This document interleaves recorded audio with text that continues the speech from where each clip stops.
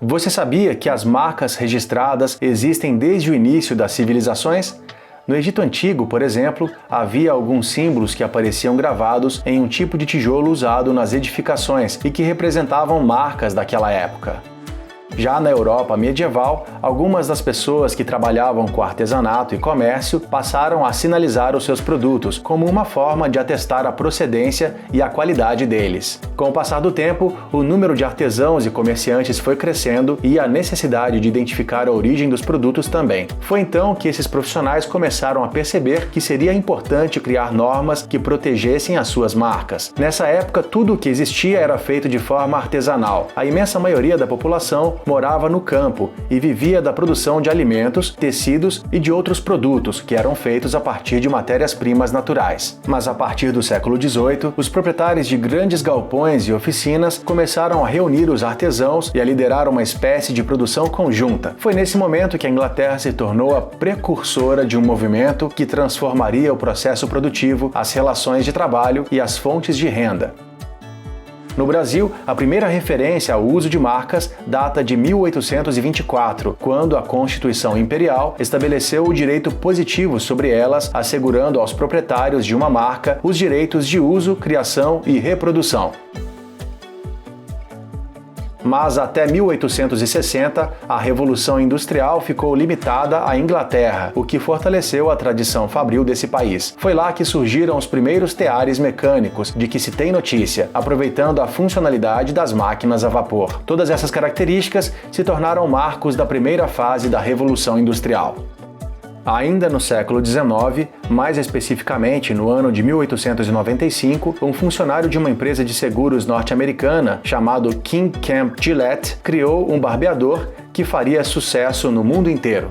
Naquela época, os homens usavam navalhas para se barbear. Acontece que, para se manterem eficientes, esses instrumentos precisavam ser afiados com bastante frequência. Então, Gillette se perguntou se não seria possível fazer algo para que as lâminas não precisassem ser afiadas.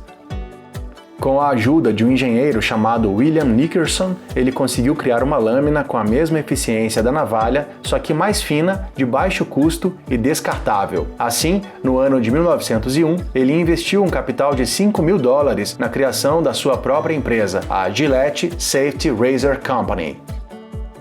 No início, as lâminas eram embaladas individualmente e na embalagem tínhamos a foto do criador. Isso agregava credibilidade e honestidade ao produto e à marca. Nesse e em muitos outros casos, a marca se fortaleceu pelo tipo de tratamento que foi dado a ela, em termos de embalagem, nome e propaganda.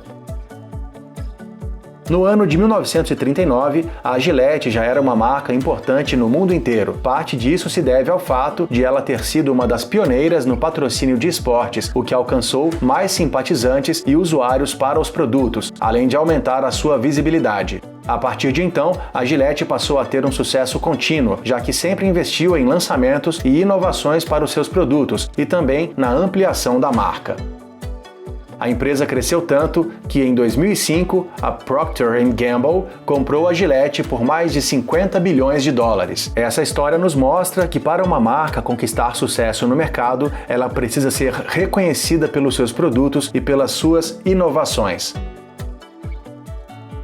Além disso, podemos perceber que a Gillette evoluiu para um conceito de pertencimento e diferenciação, o que só aconteceu por causa do desenvolvimento constante de identidade, personalidade e posicionamento da marca. Assim, ela conseguiu criar verdadeiros ícones de visibilidade e valor dentro de um mercado cada vez mais competitivo.